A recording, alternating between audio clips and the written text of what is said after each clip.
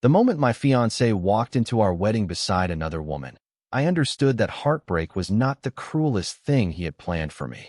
Humiliation was. 214 guests turned toward the ballroom doors at the Harbor Crown Hotel in Boston, and for one foolish second, relief loosened the knot in my chest. Jason Miller was 23 minutes late, but he was here. I almost smiled. Then I saw Vanessa Reed beside him. She wore a pale blue dress and the expression of someone who already knew how this story ended. The string quartet stopped. My fingers tightened around my bouquet of white roses. Emily. Jason said my name carefully, as if I were something fragile he had already decided to throw away. I stood beneath an arch covered in flowers I had spent 3 months choosing. My father had been gone for 4 years, so my mother waited alone in the front row, confusion draining the color from her face. What is she doing here? I asked. Jason glanced at Vanessa, then at the crowd. He did not come closer. That told me everything before he spoke. I cannot do this. A whisper moved through the room. 200 people suddenly became very interested in not looking directly at me. Cannot do what? I asked, although the white dress answered the question for both of us. Marry you. My heartbeat became strangely quiet. Jason continued because apparently abandoning me was not enough. He needed everyone to understand why. We want different lives, Emily. You are always working, always trying to prove something. I need someone who fits the future I am building. Vanessa lowered her eyes. I almost admired the precision of it. He had turned betrayal into a performance review. Somewhere behind me, someone whispered my name with pity. That hurt more than Jason's words. I had spent 6 years building my event planning business from a borrowed desk into a company employing 14 people. I had organized this entire wedding while managing 3 corporate events and helping my mother through surgery. Yet Jason stood there describing ambition as if it were a character defect. How long? I asked. His silence answered first. Vanessa touched his sleeve. Small gesture. Familiar gesture. My stomach dropped. Emily, making this uglier will not help anyone. I looked at him and suddenly felt something unexpected. Not weakness. Clarity. I handed my bouquet to my maid of honor and slowly removed my engagement ring. You are right about one thing. Jason blinked. What? I crossed the 20 feet between us while every guest watched. I placed the ring in his palm. We want different lives. His expression tightened. Emily, you wanted someone who would make herself smaller so you could feel bigger. My voice did not shake. You should have been brave enough to tell me before I put on the dress. Silence. Pure, complete silence. I turned away before anyone could see how difficult breathing had become. That was when I noticed the man standing near the back of the ballroom.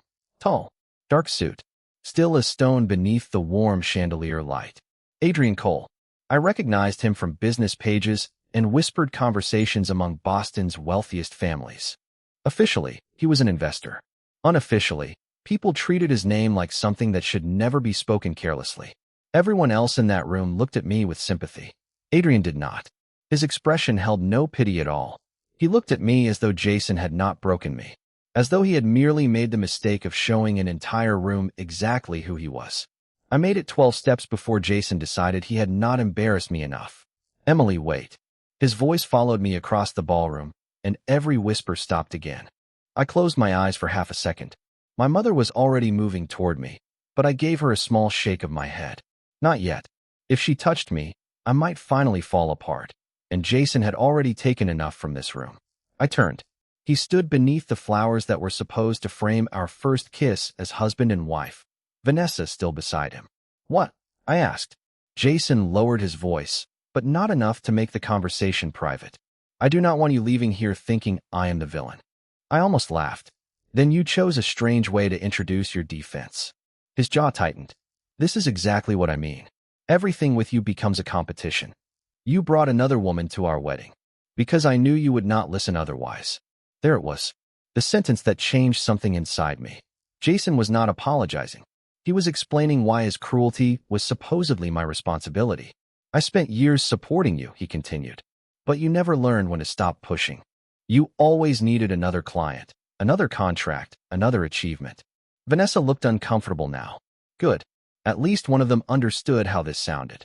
You are making the right decision, Jason, I said quietly. Relief flashed across his face too soon. Thank you.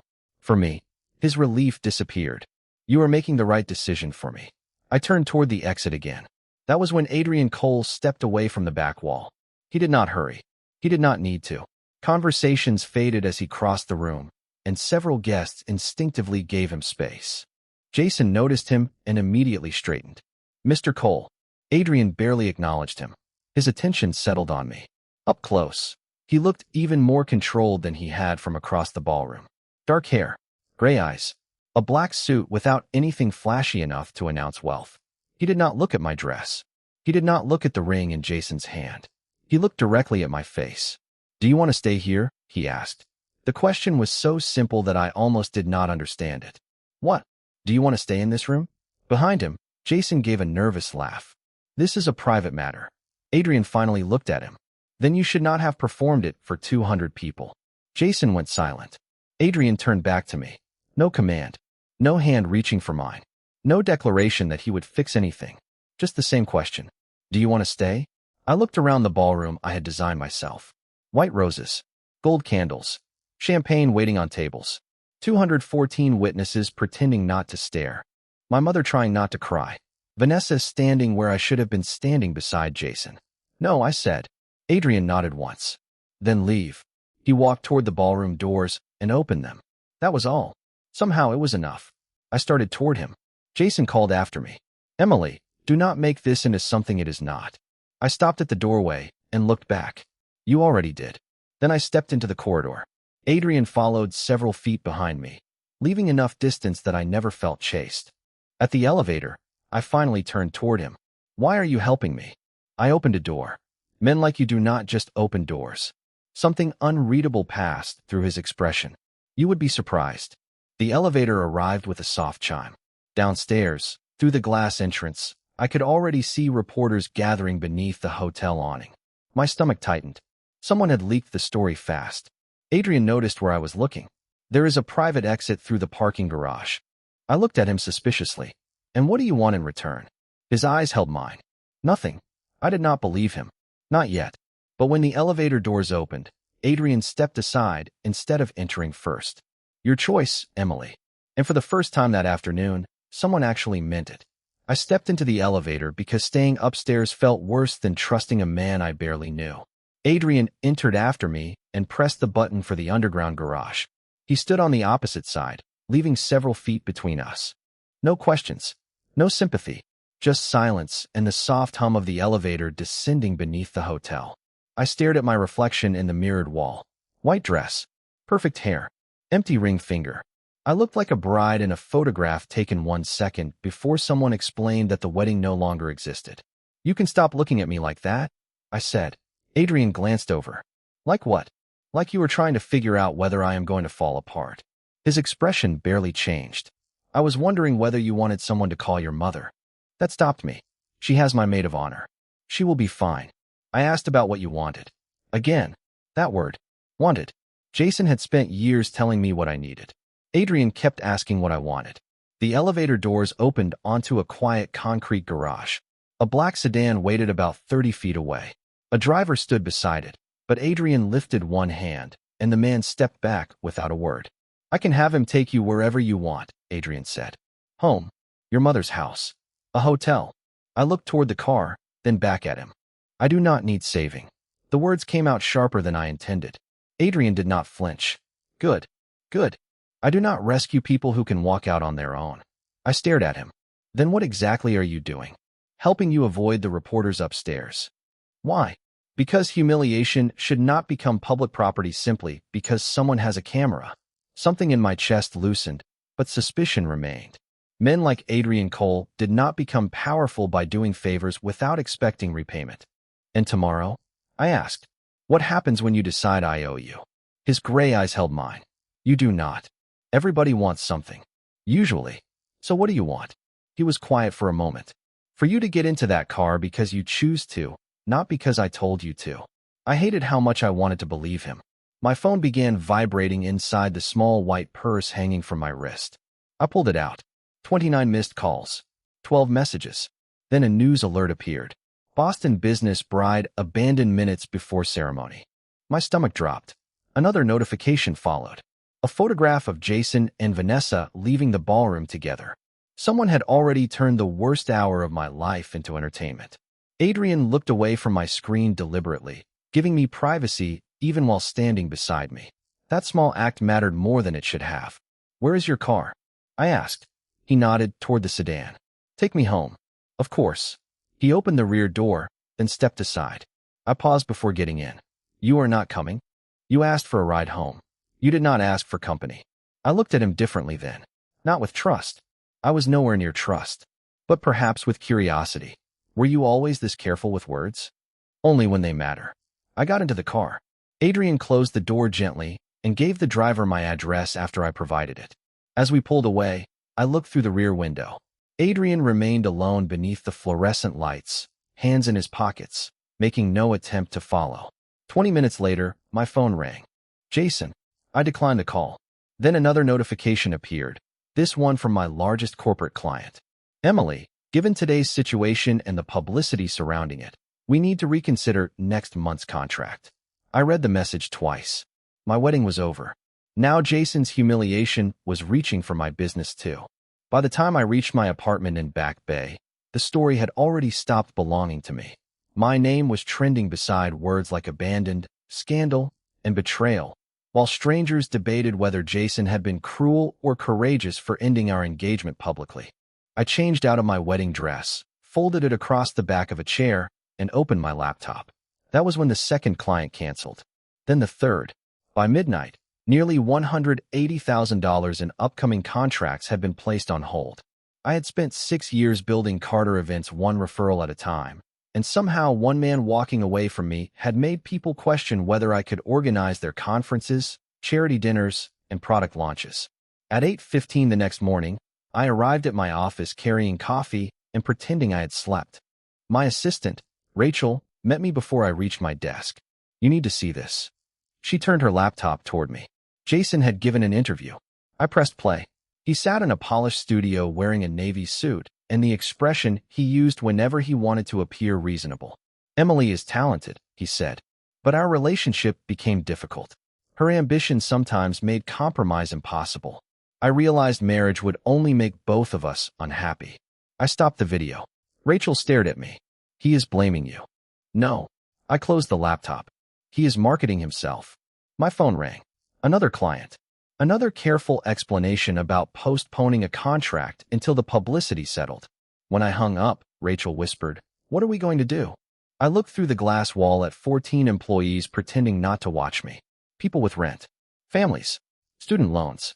My humiliation was no longer just mine. "We work," I said. "Every contract still active gets our best work. Nobody responds publicly. Nobody attacks Jason. We do not give this story more oxygen."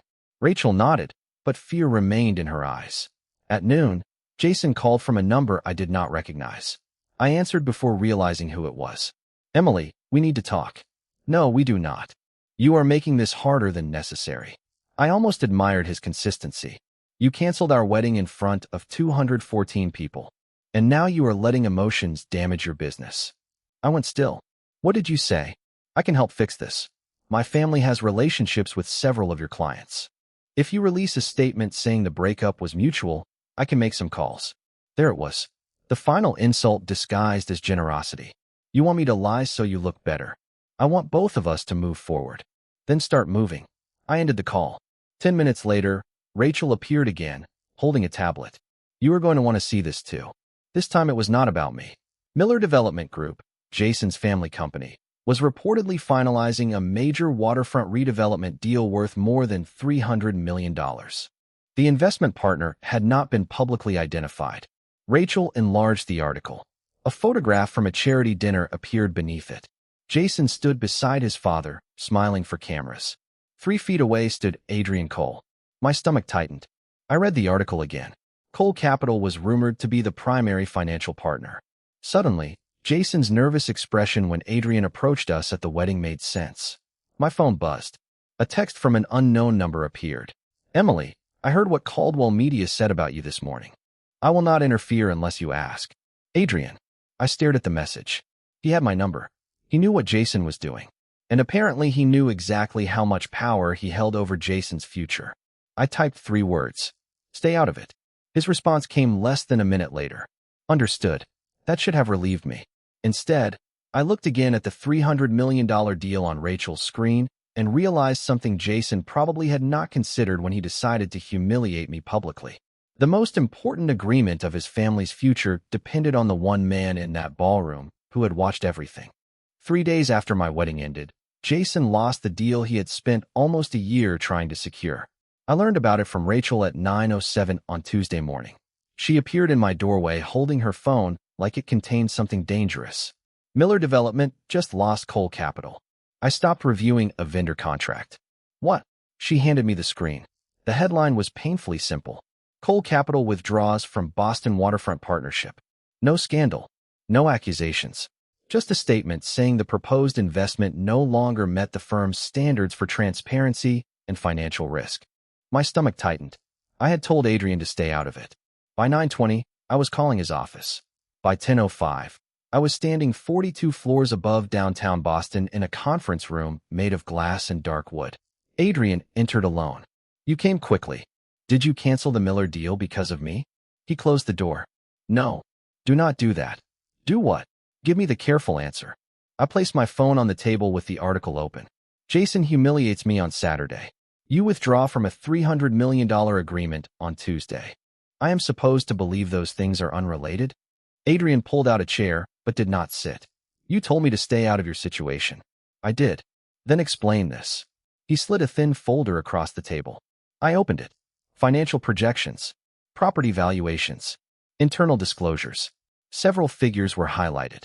Miller Development overstated committed commercial tenants and understated financing exposure, Adrian said. My team found discrepancies during final review. I looked up. We had concerns before the wedding. And afterward, I asked them to look more carefully. Anger flashed through me. Because of me. Because Saturday showed me something about Jason's character that made additional scrutiny reasonable. So you did ruin his deal. Adrian's expression remained calm. No, Emily. Jason ruined his deal. I simply stopped ignoring the cracks. That silenced me. I looked back at the documents. Could you have gone through with it? Yes. And made money? Probably. Then why walk away? Adrian came around the table but stopped several feet from me. Because profit does not make dishonesty acceptable. I searched his face for satisfaction. There was none. You expect me to believe this is just business? No. His honesty surprised me. Watching him humiliate, you made me question whether I had judged him correctly. But questioning a man is not destroying him. The numbers did the rest. I closed the folder. His family could lose everything. They will lose a deal. There is a difference. Jason will blame me. Jason seems comfortable blaming you for his decisions. The words landed harder than I expected. I turned toward the windows. Below us, Boston moved through an ordinary Tuesday morning while my life continued becoming something I barely recognized. I do not want revenge, I said. Good. I mean it. So do I. I faced him. Then promise me you will not use your power to punish him for what he did to me. Adrian studied me for several seconds. I promise I will not punish anyone on your behalf. Just like that. You asked. There was no performance in his voice. No demand for gratitude. I picked up my purse. Thank you for explaining. As I reached the door, Adrian spoke again. Emily. I turned. Your largest client contacted my events division yesterday. My chest tightened. Why? They wanted a replacement company for their fall conference. I already knew what was coming. What did you tell them? That Cole Capital would not participate unless Carter Events remained the planner. Anger rose instantly. Adrian lifted one hand. Before you accuse me of rescuing you, ask why. I waited. Because your company organized our charity gala last year. Your work was excellent. I gave them a business recommendation based on work you already earned. I stared at him. For the first time since Saturday, someone had defended my professional reputation without asking me to apologize for being ambitious. Adrian opened the door for me. You do not owe me anything, Emily. I stepped into the hallway, then looked back. I am beginning to think that might be the most dangerous thing about you. For the next 4 days, Adrian did exactly what I asked him to do. Nothing. No calls. No unexpected favors. No mysterious clients appearing with contracts large enough to repair my balance sheet overnight. I should have felt relieved. Instead, his silence made me realize how quickly I had become accustomed to knowing he was somewhere nearby. By Friday morning, Carter Events had recovered one suspended contract, but two others remained uncertain. I was reviewing payroll when Rachel placed a small white envelope on my desk. Messenger dropped this off. There was no return address. Inside was an invitation to a charity dinner at the Boston Public Library the following evening. Carter Events had managed the same fundraiser the year before. Beneath the invitation was a handwritten note. Your work earned the invitation. Nothing else. Adrian. I stared at it longer than necessary. Saturday evening, I went. Not for him. I repeated that to myself twice, while walking beneath the library's stone arches in a black dress I had owned for 3 years. The room was filled with donors, executives, and familiar clients. For the first hour, Adrian did not approach me. He spoke with investors across the hall, while I reconnected with people who had once known me for my work instead of my failed wedding. Then I overheard 2 men discussing the Miller deal. Cole could have buried them, one said quietly. Instead, he simply walked away. The other nodded. That is Cole. If he wants revenge, you never hear about it. This was business.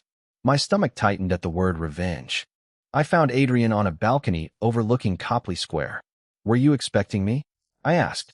I hoped you would come. That sounds dangerously close to an expectation. A faint smile appeared. Then I withdraw it. I leaned against the stone railing, keeping several feet between us. People are saying you could have done much worse to Jason's company. Adrian's expression cooled. People enjoy making ordinary business decisions sound dramatic. Are they wrong? About me being capable of making his life difficult? He paused. No. The honesty unsettled me. That is exactly what worries me. His eyes settled on mine. Explain. Jason used influence to control the story. He called clients. He tried to make me dependent on him. Then you appear, and suddenly you can control a bigger room than he ever could. Adrian said nothing. How am I supposed to know your protection is different? I asked. You are not. The answer caught me off guard. What? You should not trust me because I tell you to. His voice stayed quiet. Watch what I do. Decide for yourself. And if I decide being near you feels like another version of being owned? Adrian stepped away from the railing. For 1 second, I expected him to argue. Instead, he moved toward the balcony doors and opened them for me. Then walk away. I stared at him. That easily? It would not be easy. Something changed in his face, small but unmistakable. But your freedom does not become less important because I dislike the result. The noise of the fundraiser drifted through the open doorway. Glasses clinking. Soft piano. Conversations moving around us. Jason always called compromise something we both had to do, I said. But somehow I was always the one giving something up. Adrian looked toward the ballroom. Then it was not compromise. I swallowed. What was it? Training. One word. Quiet. Devastating. I thought about every dinner I had left early because Jason complained about my work. Every client I had almost rejected because he wanted a weekend away. Every time I had apologized for ambition while he celebrated his own. Adrian stepped aside, leaving the doorway completely open. Go home, Emily. You are dismissing me? No. I am proving something. What? His gray eyes held mine. That the door stays open even when I want you to stay. I walked past him. He did not follow. Halfway across the ballroom, an elderly woman caught my arm gently. Emily Carter? I turned. She smiled. Your father used to speak about you constantly. My breath stopped. You knew my father? Very well. She glanced toward the balcony where Adrian still stood alone. So did he. The woman who knew my father introduced herself as Margaret Ellis, and within 30 seconds, she changed everything I thought I understood about Adrian Cole. Your father helped my family years ago, she said, her hand still resting lightly on my arm. But Adrian owes him the greater debt. I looked toward the balcony. Adrian was gone. What debt? Margaret studied my face as though deciding how much I already knew. You should ask him. I found Adrian 10 minutes later in a quiet reading room off the main hall. He stood beside a tall window, Boston glowing beyond the glass. You knew my father. It was not a question. Adrian turned slowly. Something in his expression told me he had always known this moment would come. Yes. How well? Well enough to owe him more than I could ever repay. I closed the door behind me. Then start at the beginning. Adrian looked down for a moment. My mother was sick when I was 23. Insurance covered part of her treatment, but not enough. I was trying to keep my family afloat while building my first legitimate company. And my father helped you. He helped my mother. His voice softened. He paid what remained without telling me until afterward. That sounded exactly like my father. Quiet generosity. No audience. No expectation. I tried to repay him. Let me guess. He refused. A faint smile touched Adrian's face. Repeatedly. My throat tightened with a memory of my father refusing reimbursement after fixing a neighbor's roof himself. What does that have to do with my wedding? Adrian's smile disappeared. Years later, when your father became ill, I visited him. I asked again what I could do. He paused. He showed me a photograph of you. My breath caught. What did he say? Adrian looked directly at me. If my daughter ever needs someone in the room, make sure she is not standing alone. The silence around us felt enormous. That is why you were there. Yes. You came to my wedding because of something my father said 4 years ago. I was invited through the Miller family. Your father's words were why I accepted. I folded my arms, suddenly needing something solid between my heart and the truth. And you never planned to tell me. No. Why? Because a promise is not a debt if you demand gratitude for keeping it. I looked away. The library lights blurred for a second. You watched Jason humiliate me because you were fulfilling a promise. At first. 2 words. I turned back. At first. Adrian's jaw tightened slightly. Your father asked me to make sure you were not standing alone. He did not ask me to care whether you smiled again afterward. My heartbeat stumbled, but Adrian did not move closer. He never did when the choice mattered. Emily, I need you to understand something. Whatever I feel does not give me a claim on your life. Then why help me? Because someone once helped my family when he had nothing to gain. He paused. And because watching you walk through that ballroom without begging anyone to choose you made it impossible not to respect you. I swallowed hard. Jason thought ambition made me difficult. Jason needed you smaller because he was afraid of how much space you could occupy. I stared at him. And you are not. Adrian almost smiled. Emily, I have spent my life in rooms full of powerful people. You are the first person who impressed me by walking out of one. For several seconds, neither of us spoke. Then my phone rang. Rachel. I answered. Emily, Jason is downstairs at the office. He says he needs you to sign a public statement tonight. My chest went cold. What statement? Papers rustled through the phone. He wants you to say the financial accusations against Miller Development are false. I looked at Adrian. He read the answer on my face. Do you want me there? He asked quietly. A week earlier, I might have said yes. This time, I picked up my coat. No. Adrian nodded once. Then I will stay here. I opened the door, but before leaving, I looked back at him. My father asked you to make sure I was not standing alone. Yes. I tightened my grip on the coat. He never said I could not stand on my own. Jason was waiting in my office with a statement already printed and a pen placed neatly beside it. That told me everything. He had not come to ask for my help. He had come expecting it. Rachel stood near the conference room door, arms crossed, looking more offended than I felt. You can go home, I told her. Emily, I can stay. I know. That is why you can go. She hesitated, then nodded and left. Jason watched the door close. Where is Cole? I removed my coat and placed it over a chair. Not here. His eyes moved toward the hallway as if Adrian might appear anyway. I thought he would be handling this. That is your first mistake tonight. I picked up the statement. It said the concerns surrounding Miller Development were based on misunderstandings and that I had complete confidence in Jason's professional integrity. I almost laughed. You want me to sign this? It helps both of us. Explain how lying helps me. Jason leaned forward. My family's lenders are nervous. Investors are asking questions. If you make it clear that Cole's withdrawal was unrelated to any misconduct, the pressure eases. And my clients? He paused. I can still make calls. There it was again. His favorite bargain. My obedience in exchange for access to something he believed I could not earn without him. No. Jason stared at me. Emily, be reasonable. I spent years being reasonable for you. I placed the statement back on the table. It was exhausting. His expression hardened. Cole has filled your head with this. I shook my head. You still do not understand. Adrian is not even here. Jason glanced toward the door again. Then why are you acting like this? That question almost made me sad for him. Because I finally realized you were never the source of my value. I opened my laptop and turned it toward him.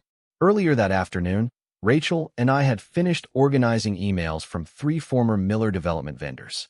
Each showed the same pattern Jason had used with me. Pressure, misleading promises, then blame when someone resisted. One message proved that Jason's public comments about my company had been coordinated with a consultant connected to Miller Development. His face changed as he read. Where did you get these? People started talking after your deal collapsed. You cannot release this. I do not need to release everything. My attorney is sending the relevant records to the clients you contacted and to the appropriate business reviewers. Facts will do the rest. He stood. You are trying to ruin me. No, Jason. My voice stayed calm. That is the difference between us. I am correcting the lies you told about me. Whatever happens to you after the truth comes out belongs to you. Silence filled the conference room. He looked toward the door one final time. Is Cole behind this? I stepped around the table. Stop looking for him. Jason frowned. What? You keep waiting for Adrian because it is easier to believe another man defeated you than to admit you underestimated me. His face went still. I opened the conference room door. I built this company before you. I will rebuild whatever your lies damaged after you. And I do not need anyone's permission to tell the truth. Jason left without another word. I stood alone until the elevator doors closed behind him. Then my hands finally began to shake. Not from fear, from release. At 11:42 that night, the first client who had suspended our contract emailed me. They had reviewed the documentation. Carter Events was reinstated effective immediately. 5 minutes later, another message arrived. Then another.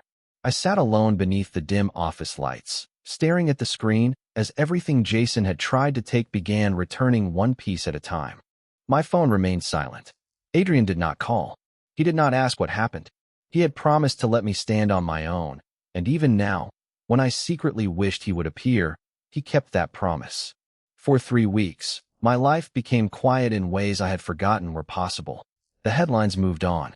2 of the clients Jason had frightened away returned, and a third signed a new 12-month contract after reviewing the records my attorney provided.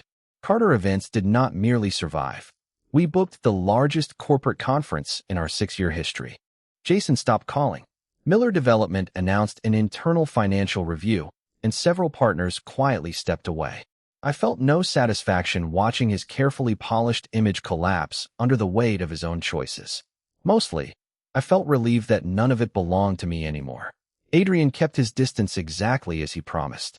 No flowers appeared at my office. No black sedan waited downstairs. No powerful man quietly rearranged the city to make my life easier. I told myself that was what I wanted. Then one Thursday evening, I found the invitation from the library fundraiser tucked inside my desk drawer. Your work earned the invitation. Nothing else. I read those words twice and finally understood why his absence bothered me. Jason had spent years making me believe love meant proving I deserved to be chosen. Adrian had never asked me to prove anything. At 7:30 that evening, I walked into Cole Capital without an appointment. His assistant looked surprised but called upstairs. 5 minutes later, the elevator opened onto the 42nd floor. Adrian stood alone beside the windows, his jacket folded over a chair. Emily. The surprise in his voice almost made me smile. You disappeared. His expression softened. You asked me not to interfere. There is a difference between not interfering and vanishing. I thought you needed space. I did. I stepped farther into the room. And now, he asked. I looked at the man everyone else seemed to fear. Somehow, he was the only man who had never made me afraid of saying no. You were wrong about something. Adrian waited. The day of the wedding, I told you I did not need saving. I remember. I was wrong. His eyes changed, but he stayed where he was. Jason did not destroy me, so I did not need you to save me from him. I took another step. I needed someone to remind me that humiliation only works if I agree to carry the shame. Adrian was silent. You opened a door, I continued. Then you let me decide whether to walk through it. Every time after that, you did the same thing. That was always your choice. I know. I smiled faintly. That is why I am here. For once, Adrian seemed to have no prepared answer. Emily, your father asked me to make sure you were never standing alone. I do not want you confusing that promise with something you owe me.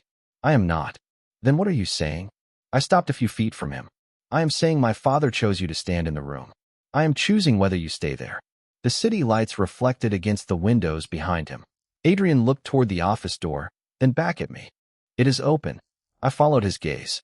Of course it was. Even now, he was giving me a way out. I laughed softly.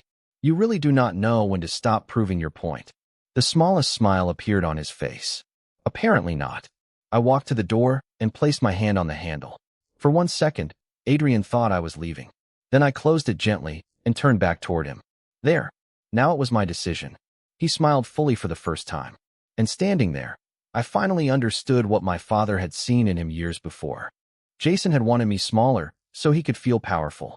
Adrian had enough power to control almost any room, yet he never tried to control me. He did not save my life. He did something far more important. He stood beside me until I remembered that my dignity had never belonged to Jason, to the crowd, or even to him. It had always belonged to me.